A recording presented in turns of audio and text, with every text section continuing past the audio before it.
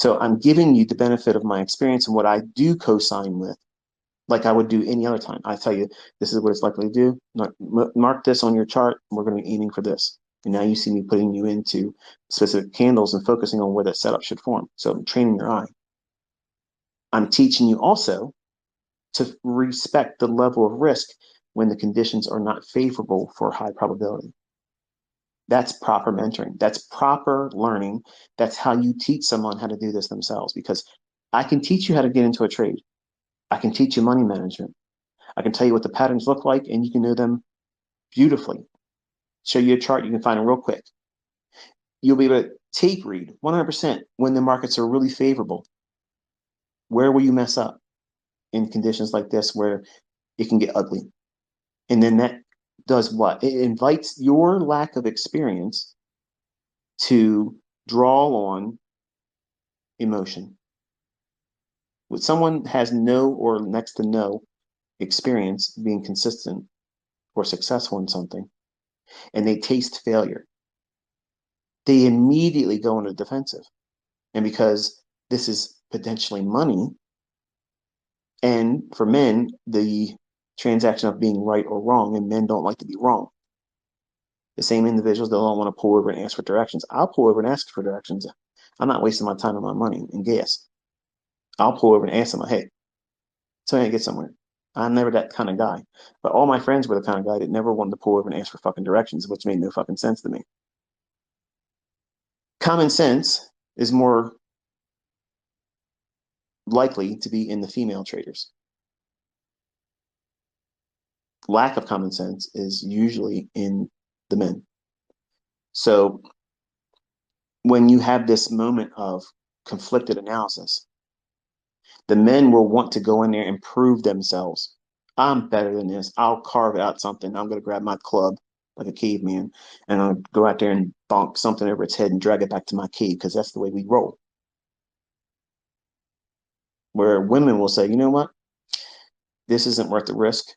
I have other things I can do, and I'll come back and look at the chart did, and it won't cost me any money. It won't cost me any time. It'll be a smaller time investment looking at it in hindsight, and I'll be able to glean whatever it was that took place from a risk-free perspective. Men generally don't like to do that. That's why men generally don't like the back test, because they don't view that as effective club use, like a caveman going out there and bonk something over the head and drag it back to its cave. So if you ever get to the point where you can find your spouse or significant other, you know, as a trade partner, where that way you can be accountable to one another. If you're honest with each other and you're able to support one another and try not to compete, I believe that's the only way two minds can come together and be effective. If it's a spousal type thing or a life partner where you're committed to that person, and you maybe haven't gotten married yet or whatever, but you care about that person, you're trying to carve out a life with them. If you're both on the same page with learning how to do this, you can complement yourselves very well. What will not work, it will not work, is if you have your bro, okay, your buddy, the guy you go to the clubs with, the guys you hang out with on social media. You will find that that usually will present static. And static happens when two things rub together, and men generally are abrasive. So there's going to be static, and one's going to want to size up the other. One's going to say that they're better or more right about something, and feelings will get hurt because of that superiority complex that one of them is going to have. And it's unfortunate, but that's just a weakness in men. You want to avoid those things in your trading. So how this fits in this is if you have a condition where the market is more likely to present a frustrating um, lack of precision elements, things that are favorable for low resistance liquidity run signatures, easy trading, let's call it that way. Okay. Easy trading days are not going to be found in what I'm showing you in the chart right now, because it's problematic. And you don't want to invite the opportunity for you to discover that you should have stayed out. And when you get yourself in that situation, you will feel emotional regret. And you'll do what? You're going to want to replace that feeling of regret, remorse, because you didn't stay out, because you wanted to do something to see what would happen. Now you found out what would happen and you don't like what took place. You had a bad experience and you're going to want to fix it real quick because you're thinking if you fix it, that is the band-aid and you'll never do that again, when it's not true. Because if you can fix it, you're going to think, well, I'll take the chance again because I fixed it the last time. I'm a better trader than I thought I was. So many people, and even myself when I was 20, I thought I could do that. And it just made it worse. So you don't want to invite the opportunity for you to get emotional. See, you don't see me emotional when I'm in a trade. Like I really don't give a shit what it's doing. I'm just monitoring and managing what it is that I believe it shouldn't do. I'm allowing the time element to let price do what it might do. The probabilities are there for it to reach to a liquidity or an efficiency, the draw on liquidity. I don't know with 100% of surety that it's going to do that, because if I did, I wouldn't use a stop loss and I would go full margin every time. But because there is a hand in this world that manipulates and will disrupt things that are in modes of continuity, you have to preserve yourself with the only shield you have, which is risk and money management.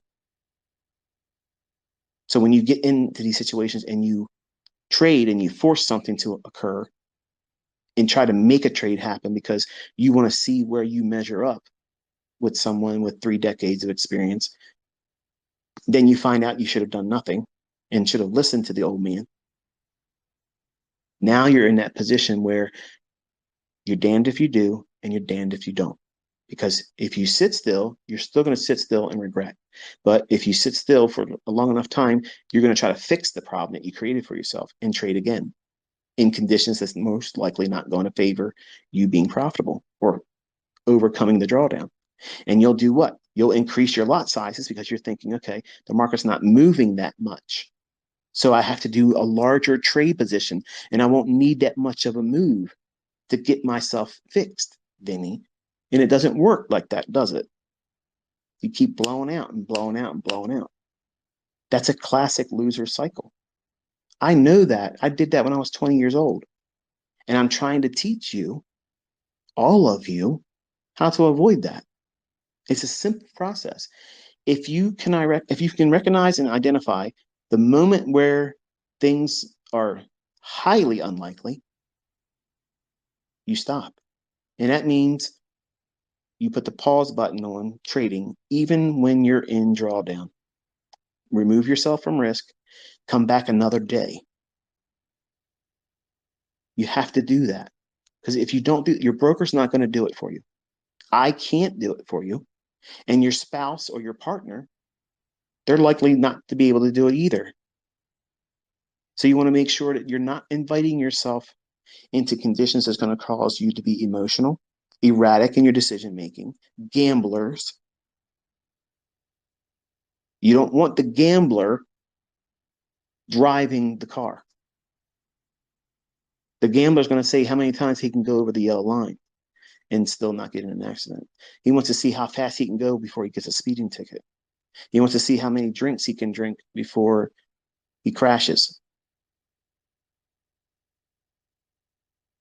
That's the risk taker that you don't want running your business. The trader that defends the business from the gambler in you and listens to the wisdom and guidance of the analyst in you, that's who you are most times as a trader.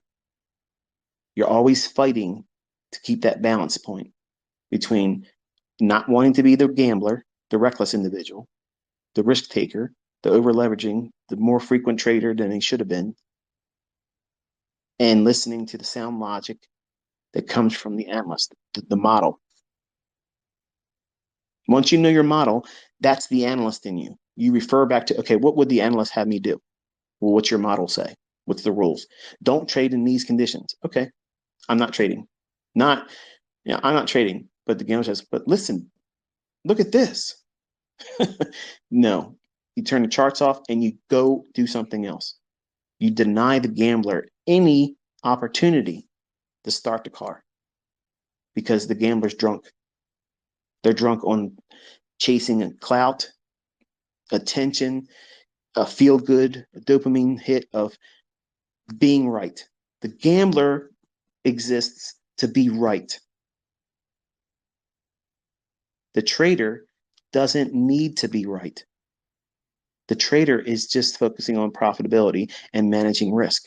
The analyst is just following rules. It's completely devoid of any emotion. It's not trying to prove anything. It has nothing to prove. It's in no competition. It doesn't care ultimately who's doing the executions or lack thereof. It's the logic, the model itself. The trader has to manage and wrestle the gambler, which is emotional and psychological tug of war. You're made up of three people: an analyst, your model. If you don't have a model, then there's no analyst. If there's no analyst, what are you? A trader that gambles. And you wonder why you're struggling. You wonder why you're losing on live streams. You're letting the gambler compensate for image. You want image to build you up, Vinny. Stop trying to impress everybody. Just simply follow sound logic. And when it ain't right, just stop. You'll do far much more damage if you continuously trade like that versus just using sound logic, saying, okay, I keep doing the same things over and over and over again, and I keep losing. And then you're compounding that pain and frustration if you do it in front of the world. That embarrassment, that shame, that regret, that will fester. And none of that improves a trader. It causes more toxic thinking, and toxic thinking creates an opportunity to do what? More arm wrestling, more Olympic feats. And you're making trading harder than it has to be by inviting those very conditions. And you're doing it in conditions in the marketplace that are not highly favorable for really fast, easy runs. It's choppy right now. And an experienced trader that's been around profitably knows that. Someone that is hit and miss success doesn't see it, doesn't recognize it, can't even understand what's going on until afterwards, and then regret, remorse, emotional damage.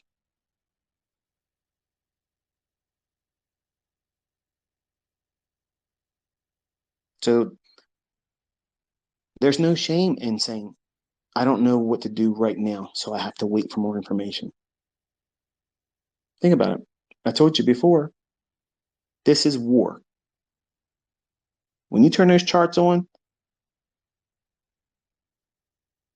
you're ready to do battle. If you don't look at it like that, because it's not a video game, it's not. It is your livelihood and other people's livelihood. That's not a fucking video game. Okay. You can lose your entire financial condition if you let yourself get reckless. You have to be sober in your decision making, why you're doing something, why you're not doing something. And if the market is highly unfavorable, and I have no shame telling you, I'm I believe I'm pretty good. And I don't feel any anxiety saying right now, I don't know what to do next. So therefore, I'm going to sit still. You never hear these other people out there that are claiming to be smart or teachers or mentors or gurus or whatever.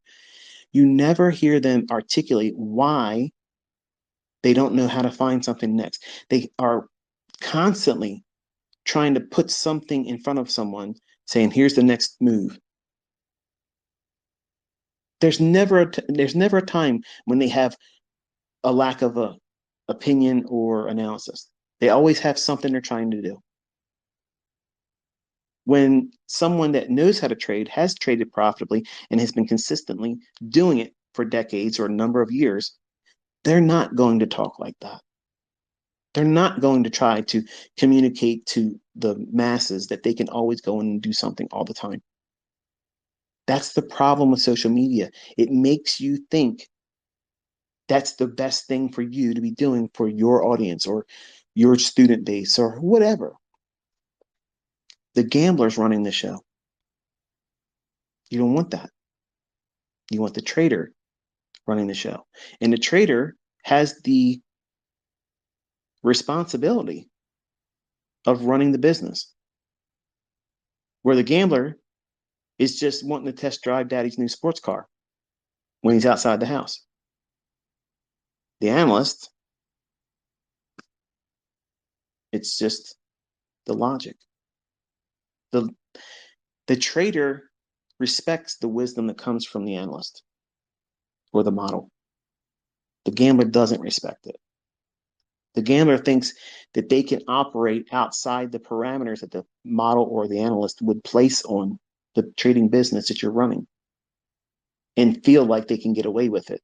And what happens if it's right? They can make a whole lot more money if you just break the rules and over leverage and buy more contracts or sell more contracts. And I have a couple more minutes left in the day. Let me just go one more time. That's a characteristic of someone that's not consistently profitable. I have seen that so many times over the last 26 years, teaching folks that have that same hallmark example of lack of self-control. And that is a hard, I can't teach it. That's something you have to forge that on your own. And the only way I've ever seen it happen was pain and loss. And usually people with substance abuse problems are so numbed by either alcohol, drugs, they can't see what they're doing to themselves. And in their trading, they self-destruct continuously and they mask it. They hide it and they put band-aids and masks on so that way they can't ever really see it. And they hide it from anyone else. But you can't hide it from someone that can see what it is. I've seen it. Lots of individuals out there in social media, whether they're on YouTube or Twitter or Instagram, whatever it is, Facebook, those characteristics shine through any mask. Any attempt to hide it is not successful. You won't be successful in hiding it either. So why invite those opportunities? In short and in closing, we really are closing. When times are like this, when I'm telling you from the analyst perspective, there's no high probability. But if I say I have to decide something for you to study, don't take that as an invitation to say, okay, ICT just gave me the code word, we're going short. That's not what I said. I'm saying just study it, but don't have any interest in pushing a button because I'm not going to be pushing a button. I'm not going to come back to you during the London session. I'm not going to come to you in the morning and say, hey, you need a dose and show you what I did. I'm going to be physically away from the charts. That's how I manage myself. That's what I needed to learn when I was 20 years old because I felt like I was better than I was when I wasn't really good yet. I wouldn't be able to admit that back then. But knowing what I know now and who I am and what my skill set is now, I didn't know anything when I was 20. Even when I started making money, I didn't know shit.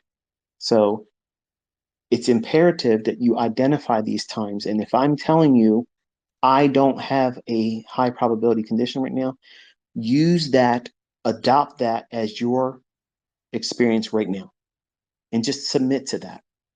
I promise you, if you do this year, the times that I do it, and I'm going to explain why, and hopefully I've communicated it clear enough tonight as to why the chart's not communicating it to me in terms of a very high probability condition. So since it's doing that, and it's removing the opportunity for high probability, then I have to communicate that to you as a student. Otherwise, I'm not a good mentor. I'm inviting you to make your own decisions in quicksand. And what's going to happen is you're going to fall into that quicksand tonight or tomorrow, and you're going to get yourself stuck And then what are you going to do? You're going to panic and you're going to start moving around a lot more. And in quicksand, the more you move around, the faster you sink. So I'm telling you, don't go near the sand. Do something else. I promise you the market will be there tomorrow afternoon. It'll be there on Thursday. It'll be there Friday. There's plenty of opportunities, plenty. But you have to learn this skill set because this one right here, starts the whole drawdown blown account because you're forcing something in conditions that are not conducive for high probability. So hopefully this was insightful to you. Hopefully I was able to communicate something that was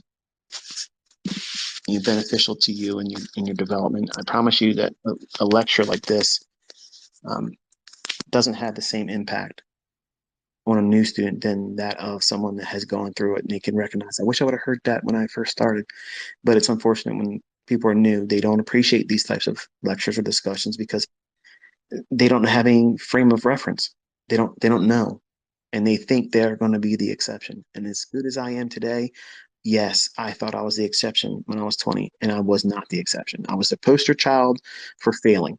Okay. I blew account and blew account and blew account, and I didn't care about it. I didn't feel enough pain by blowing the accounts when I was 20. I had to go through a series of those things until I got to the point where I was so frustrated, I had to take away every part of trading for a while. And for like 4 or 5, maybe even 6 months almost, I didn't do anything with it. I contemplated quitting. At the time, I called it quitting, but I was just stopping until I figured out a way that I can raise more money to fund another account.